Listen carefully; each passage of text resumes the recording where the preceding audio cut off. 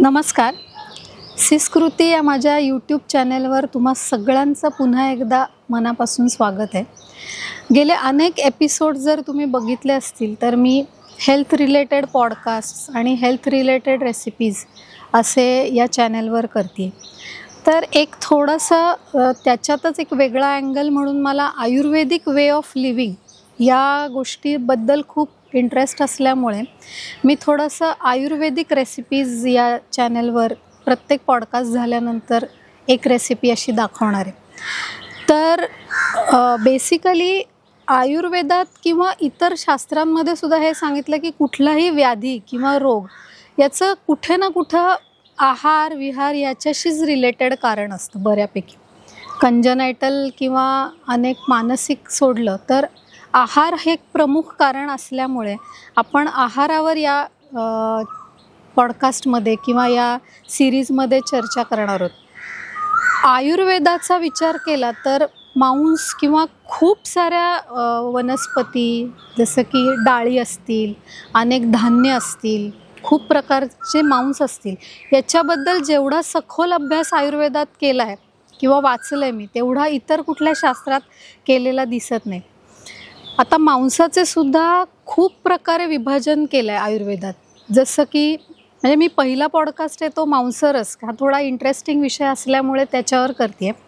मांसाचं इतक्या प्रकारे विभाजन आयुर्वेदात केलं आहे की बाहेर फिरणारा प्राणी असेल त्याच्या मांसाचे गुण काय असतील, किंवा दाणे चोचीने उचलणारे पक्षी असतील त्यांच्या मांसाचे काय कॅरेक्टरिस्टिक्स असतील, बिळात राहणाऱ्या प्राण्यांचे काय कॅरेक्टरिस्टिक्स असतील मांसाचे, याचा इतका सखोल अभ्यास केला आहे. किंवा प्राणी कुठं राहतात, जंगल प्रदेशात राहतात, साधारण प्रदेशात राहतात, अनूप प्रदेशात राहतात, त्यानुसार वातपित्त कफदोषांमध्ये त्या प्राण्यांच्या मांसाचा काय परिणाम होईल, हा इतका सखोल अभ्यास हा फक्त आयुर्वेदात केला गेला.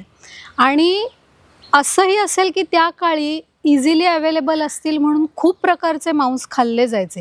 त्यामुळे आपल्याला अगदी गेंड्याच्या मांसाचं का लिहिलं आहे याच्यात, किंवा सरपटणाऱ्या प्राण्यांच्या बद्दलच्या मांसाचं कसं काय लिहू शकलेत, किंवा रक्तपित्त हा व्याधी घेतला तर गोमांस खाल्ल्याचा इतिहास त्याच्यात सापडला की गोमांस खाल्ल्यानंतर रक्तपित्त होतं, किंवा वराह मांस किंवा डुकराचं मांस जे असतं ते शुक्रल किंवा सीमेन वाढवणारं आणि अत्यंत बलदायी असतं. किंवा आता माझ्या घरातही मी बघितलं की मेंढ्याचं मांस खाल्लं जातं बऱ्याच वेळा, तर त्याचा गुण एक्झॅक्टली ऑपोजिट टू अजा मांस म्हणजे गोट किंवा बोकड याचं मांस सर्वात श्रेष्ठ सांगितलं. पण हे बऱ्याच लोकांना माहिती नसतं आणि पारंपरिक खूप मेंढ्याचंच मांस खाल्लं जातं किंवा वूल ज्याला असतं अशा बकऱ्याचं मांस खाल्लं जातं. हा आपल्याकडे एक ट्रेंड झाला आहे. तर मला कुठेतरी हा थोडासा ब्रेक करायचा आहे की इतकं चांगलं श्रेष्ठ मांस आणि त्याच्या एक्झॅक्ट ऑपोजिट गुण हे मेंढ्याच्या मांसाचे सांगितलेत. तर आपण आत्ता एक रेसिपी बघूयात आणि जसं जसं मी तुम्हाला ती रेसिपी दाखवीन तसे काही टिप्स पण सांगेन आयुर्वेदात जे सांगितलेत. एक महत्त्वाची टिप अशी आहे की आपण खूप आम्लरस हा कंबाईन करतो मांस शिजवताना, पण तो प्रचंड चुकीचा आहे. म्हणजे जसं की टमॅटोज ते तर आत्ताच आलेत आपल्याकडे, पण दही, लिंबू, चिंच ह्या सगळ्या गोष्टी ह्या कुठल्याही मांसाला विरुद्ध सांगितल्यात तरीही ते आपण वापरतो. स्वस्थ माणसाशी रिलेटेड आहार पण सांगितला आहे ज्याला आपण पथ्य आहार म्हणतो, जो युजली आपण केला पाहिजे. आणि त्याच्यात कुठे फेरफार झाली, कुठे चुकीचं केलं गेलं तर व्याधी होतो. मग हे व्याधी झाल्यानंतर पहिलं तर चुकीचा आहार बंद करणं हीच निम्मी चिकित्सा असते. आणि त्या व्याधीनुसार पण आहार सांगितलेत किंवा त्या व्याधीनुसार पण ॲक्च्युली काय खायला पाहिजे जेणेकरून तुम्हाला औषधांबरोबर त्या आहाराचाही फायदा होईल असंही सांगितलं. तर पहिली कल्पना जी मी आत्ता दाखवणार आहे मांसारस, हा स्वस्थ माणसाने खाण्याचा एक पदार्थ आहे. आता जर ग्रीष्म ऋतूत आपण हा व्हिडिओ रिलीज करतोय, पण ग्रीष्म ऋतूत मांस हे थोडंसं उष्ण असतं पण तरीसुद्धा जेव्हा त्याच्यात तुम्ही 8 पट पाणी 16 पट पाणी असं घालता, ते व्यवस्थित शिजवून घेता, तेव्हा एक त्याला हलकेपणा निश्चितपणे येतो. किंवा त्याच्याशी कंबाईन करणाऱ्या ज्या गोष्टी आहेत, तर त्या लसूण आपण बऱ्यापैकी मांसात घालतो, तर लसूण हा पण थोडा कमी केला गेला, गरम मसाला कमी केला गेला, आणि मी म्हटलं तसं आम्लरसात्मक जी काही द्रव्य आहेत किंवा जी काही पदार्थ आहेत ते कमी केले गेले, तर नॅचरली हा मांसारसाचा आनंद आपण ग्रीष्म ऋतूत पण घेऊ शकतो. किंवा आलं, कढीपत्ता हे थोडेसे थंड आहेत, कोथिंबीर थंड आहे, हे आपण त्याच्याशी कंबाईन करून त्याचा आस्वाद घेऊ शकतो. तर आपण रेसिपीकडे जाऊया.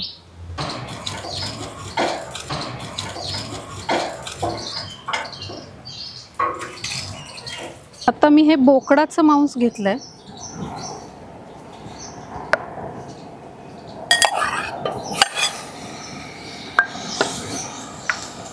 त्यात आता ग्रीष्म ऋतू असल्यामुळे थोडा लसूण कमी, पण आलं, लसूण, खोबरं आणि कोथिंबीर असं एक वाटण तयार केलं होतं, ते यात घातलंय.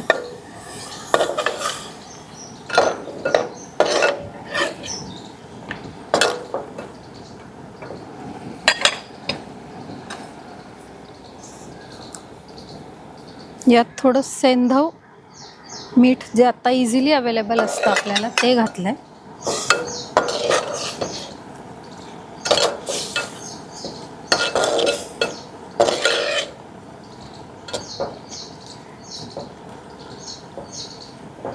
यात साधारण आपण 8 पट पाणी घालून त्याचा एक सूप सारखं कन्सिस्टन्सी असलेलं लिक्विड तयार करणार आहे.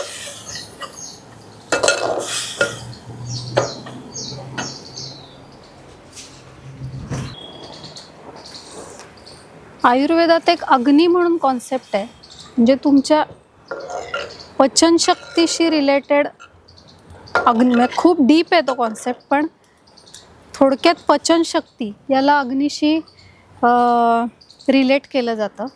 अग्नी जेव्हा जेव्हा कमी होतो व्याधीनंतर किंवा पंचकर्मानंतर, तेव्हा जेवढं तुम्ही वॉटरी किंवा जास्त पाणी आणि कमी ते मेन इन्ग्रेडियंट असं घ्याल, तेव्हा तो अग्नी अजून प्रदीप्त व्हायला मदत होते. त्यानुसार ते 8 पट पाणी 16 पट पाणी असं सांगितलं. किंवा क्रमाक्रमाने पाण्याचं प्रमाण कमी आणि इन्ग्रेडियंटचं प्रमाण वाढवणे, ही पण एक कॉन्सेप्ट आहे. मी मगाशी म्हणले की मांसाचा खूप सखोल अभ्यास आयुर्वेदात केला गेला आहे. तर यात स्त्री मांस खायचं की पुरुष मांस खायचं हे पण सांगितलं आहे. जसं चतुष्पाद प्राण्यांमधला जर मांस घेत असू तर त्याचं स्त्री मांस जास्त हितकारक असतं. पक्ष्यांमध्ये पुरुष मांस म्हणजे कोंबडीपेक्षा कोंबडा हा जास्त हितकारक असतो. खूप लोकांना माहिती नसतं की कोंबडा हा जास्त आयुर्वेदानुसार ग्राह्य धरला आहे.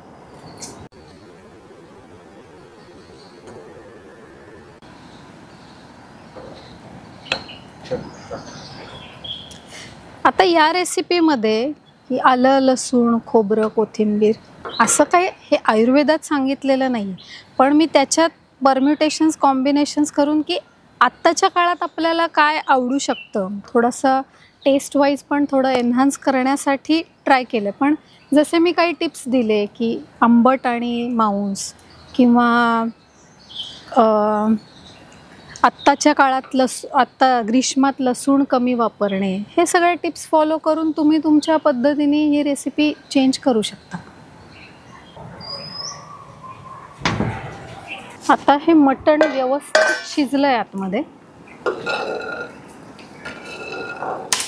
जसं मी मगाशी म्हणलं तसं अग्नी चांगला असेल तर हे पीसेस ठेवून आपण पुढची रेसिपी करणार आहोत, नाहीतर यातले पीसेस काढून घेणार आहोत आणि मग या सूप बरोबर पुढची रेसिपी करणार आहोत. तर मी यातनं शिजलेलं मटण बाहेर काढलं आहे आणि हा जो मांसरस शिल्लक आहे हा असा पण सूप म्हणून खूप छान लागतो, तुम्ही पिऊ शकता.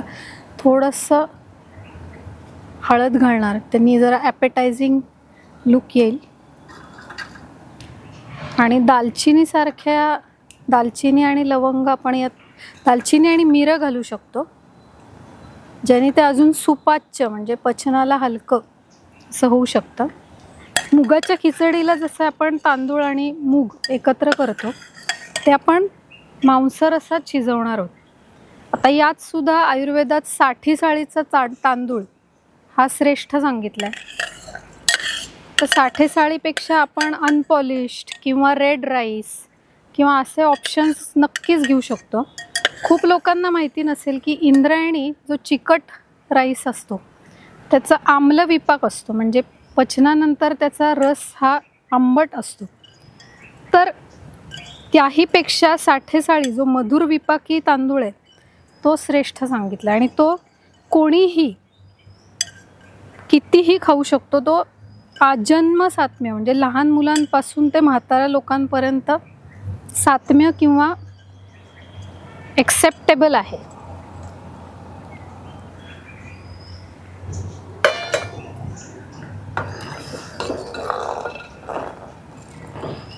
यात मुगाच्या पेक्षा तुम्ही सालीचे मूग वापरू शकता, मिक्स्ड डाळी वापरू शकता किंवा ज्यांचा अजून अग्नी चांगला आहे ते याच्याऐवजी दलिया पण वापरू शकतात याच रेसिपीमध्ये.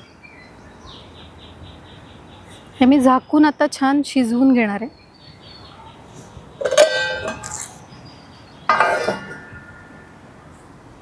दक्षिणेत हा असा रेड राईस वापरतात सांबार बरोबर वगैरे, तर ह्या राईसला पण खूप पथ्यकर मानलं गेलं आहे. कुठलाही अनपॉलिश्ड किंवा ब्राऊन रेड हे सगळे तांदूळ चांगले आहेत.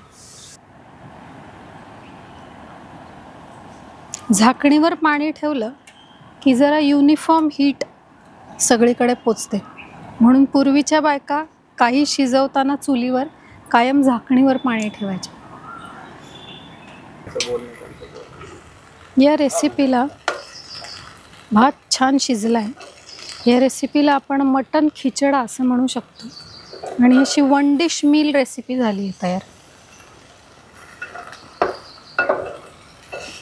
या तयार झालेल्या मटन खिचड्यावर मस्त घरी कढवलेलं गाईचं तूप घालू शकता किंवा गाईच्या तुपात कढीपत्त्याची फोडणी देऊ शकता आणि याचा आस्वाद घेऊ शकता. हे एक 1 डिश मील आहे आणि खूप पथ्यकर आहे.